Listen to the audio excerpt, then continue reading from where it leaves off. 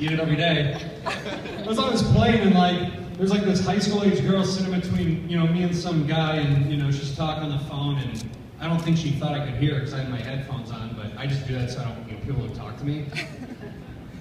And she's like, I don't know, I'm sitting between like two random guys. And it's like, I don't care how she explained me to probably her shirtless boyfriend, but like, what are you expecting when flying by yourself? To sit next to two people that are not random? You know, like they're gonna be definite, methodical, systematically assigned individuals? It's like, I fly by myself all the time, and everyone I've ever sat next to has been random. It's like I get on the plane and I'm expected to sit next to, you know, Paul from the Wonder Years and my mailman. That would be random.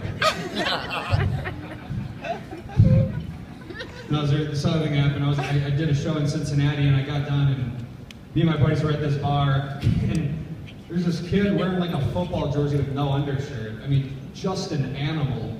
And he's sitting there like yelling at me like we're both playing in the game. He's like, I swear to God, I beat up guys twice your size. I was like, really? A 12'6", 520-pound man? What freak show was that? Seriously, can you point me in the direction of that science exhibit? Oh, here's something. I live in San Diego, and I went on a hot air balloon ride 2 years ago. It was the most horrifying experience of my life. Because at 15,000 feet, you're in a dry wicker basket. There's fire shooting out of the middle of it. Fire shooting up into a cloth. It's like at 15,000 feet, I want to be in a plane with an engine.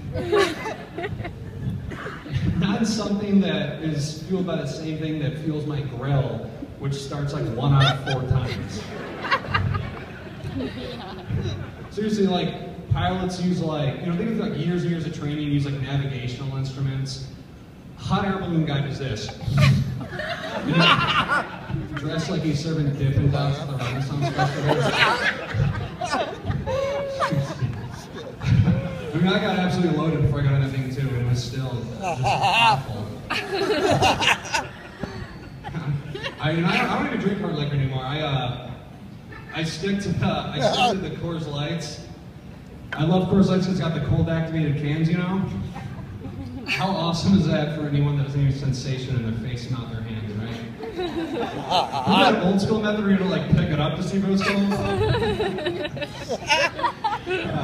Why do that make me squeeze my eyes to see that it's cold, and then have my butler walk it over to me and then one back on the Oh, every night. I'm sure it happens every night. Oh, plus it has drinkability and pourability. Real leg up on every other beverage, right? Have you guys ever tried to pour a glass of water? It's trouble.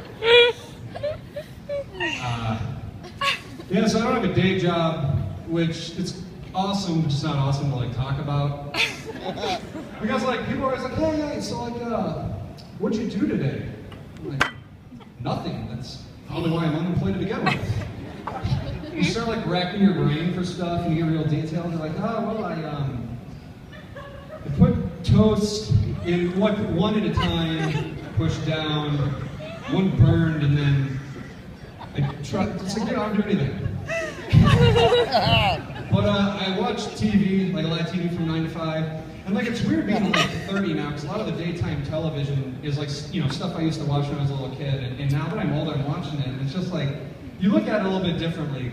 Like Full House was on the other day, and I used to think like, you know, wow, what a real wholesome show. And now I'm kind of looking at that, and I'm like, you know, was the U.S. Census Bureau around? I mean, this is just, you have 3 fully grown men in one house together. The 2 of them have families. There's a guy walking around with a hockey jersey in his mid-30s making like cartoon noises. It's like, where's social services? It's making everybody uncomfortable.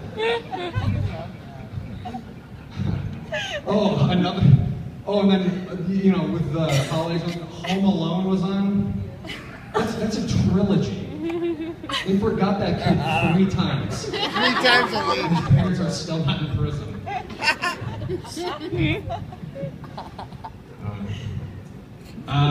What else?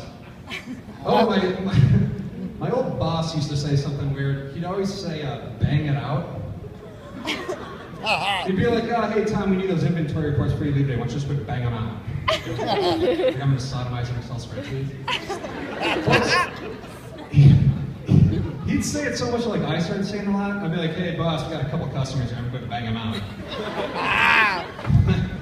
And it got so bad, it got to the point where like I was working like late night on this like project with this guy who, you know, were like mittens and stuff, and you know, I was like, dude, I was like, just probably just bang it out. And he's like, really, you want to? And I was like, well, I'm just not gay. And I reported to HR, and I don't know, that was my last day working at Baby Cat. But you guys, I'm Tom Buckman. Oh, beautiful.